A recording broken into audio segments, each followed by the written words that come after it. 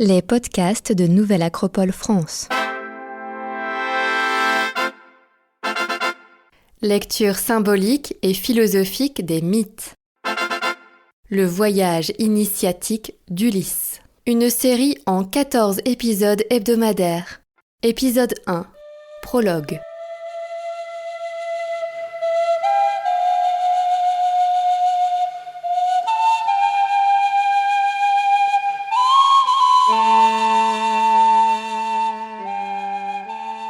Tout héros doit savoir d'où il vient, où il va, et doit pouvoir décrire sa patrie, son foyer, son royaume et son île.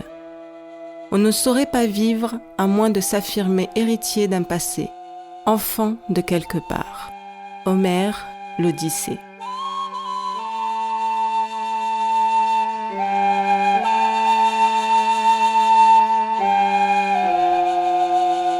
Pourquoi une école de philosophie choisit-elle de s'immerger dans l'Odyssée d'Homère, dans un mythe qui raconte l'épopée d'Ulysse ?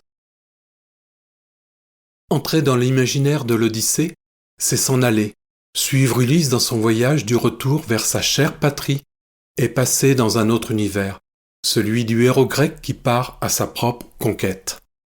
Toute vie se joue entre la cité mythique de Troie et Ithaque, entre un terrain de combat où se tient une guerre sans merci et une patrie qui nous a vu naître, à laquelle aspire notre cœur.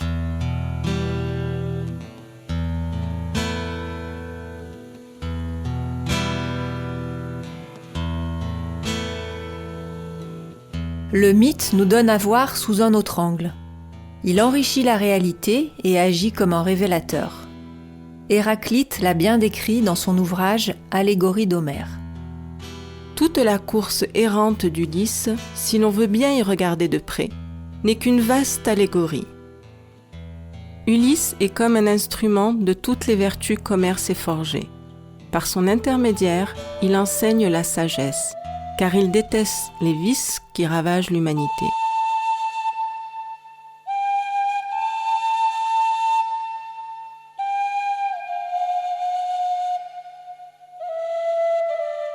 Ce poème univers a ainsi fécondé tous les esprits, de l'Antiquité à nos jours. Platon avoue que la lecture d'Homère a enchanté son enfance et il continue de la recommander à des esprits éclairés, reconnaissant qu'il éprouve pour cette poésie un amour que l'éducation de nos belles républiques a fait naître en nos cœurs. Il se plaît même à reconnaître, dans sa république, qu'elle est très bonne et très amie de la vérité.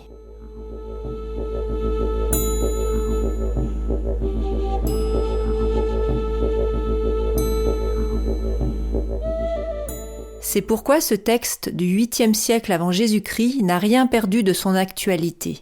Parce qu'il s'adresse à l'homme intérieur dans sa propre langue, le mythos, il nous fait entrer en résonance avec notre histoire individuelle à construire. Le message est éternel. Chacun peut se reconnaître dans ce langage intérieur irrigué de modèles mythiques. Cela nous donne des possibilités de vie, nous inspire, nous élève face à notre sentiment d'impuissance, voire notre désarroi. Il agit comme un modèle pour notre époque en mal d'âme, en mal d'enchantement. Il nous incite à ne pas répondre aux appels des sirènes mercantiles qui nous font miroiter un monde meilleur pour assurer leurs arrières et faire valoir leurs propres intérêts.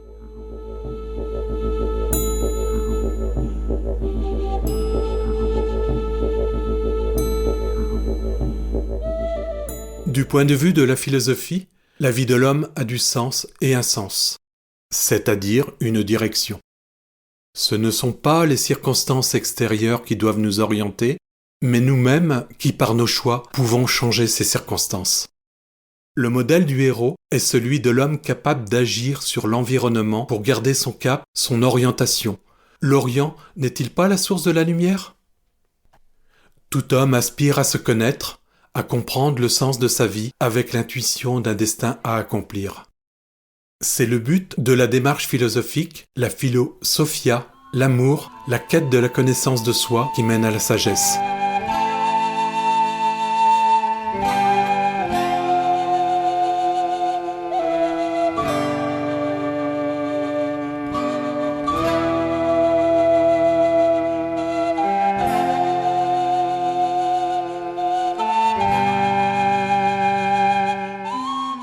modèle du héros est sensiblement toujours le même, comme l'expliquent Campbell et Jung. Les 4 étapes du périple intérieur de Jung structurent son parcours d'accomplissement. En premier lieu, se déconditionner du masque de la persona et de l'inconscient collectif.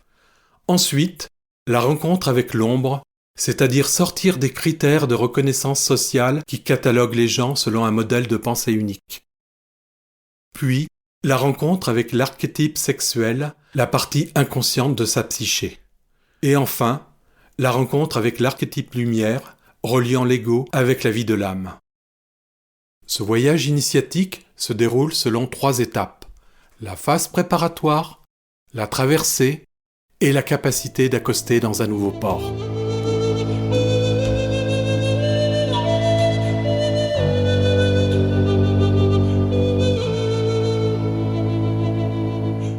L'aventure d'Ulysse au sein de l'espace méditerranéen est à lire à plusieurs niveaux.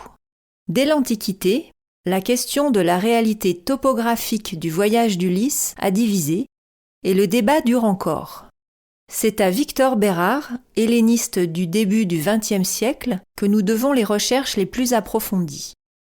Si le parcours s'inscrit dans une réalité, au-delà des ports où les marins accostent, une lecture du paysage du point de vue de la géographie sacrée clarifie les orientations de l'âme de notre héros. Les 4 points cardinaux en sont les archétypes. Le nord exprime les origines, le sud l'accomplissement, l'est la source de lumière, l'ouest la mort et l'initiation. Ithaque en est le centre, le point de rencontre, l'archétype du monde civilisé, et la scène se joue entre ciel et terre.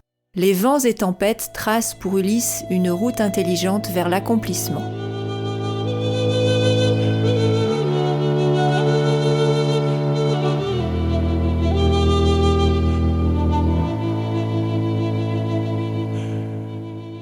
Dans cet espace, l'homme doit vivre son destin, le réaliser en développant des moyens nouveaux, en faisant appel à de nouvelles vertus.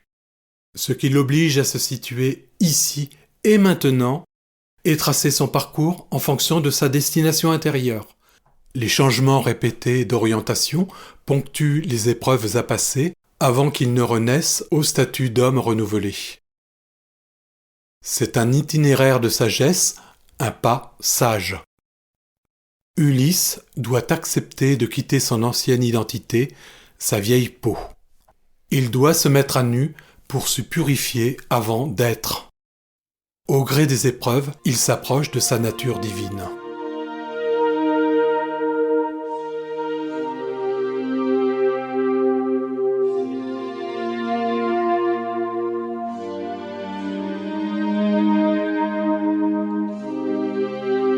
Nous vous invitons donc, au cours des 12 prochaines semaines, à partir aux côtés d'Ulysse, à vivre au gré de ses aventures qui le ramènent inéluctablement à sa demeure originelle, près des siens, à Ithaque, et aussi à faire le voyage de l'homme extérieur vers l'homme intérieur, ce voyage intemporel qui nous ramène au plus près de notre âme.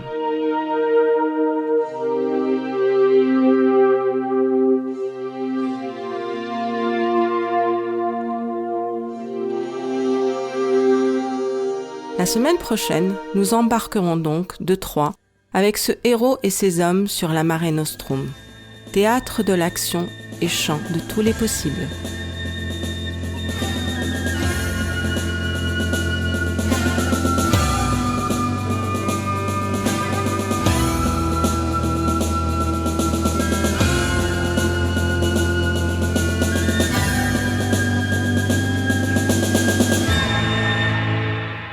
Série réalisée par les membres de l'école de philosophie Nouvelle Acropole de Lyon, musique originale du groupe Méluse.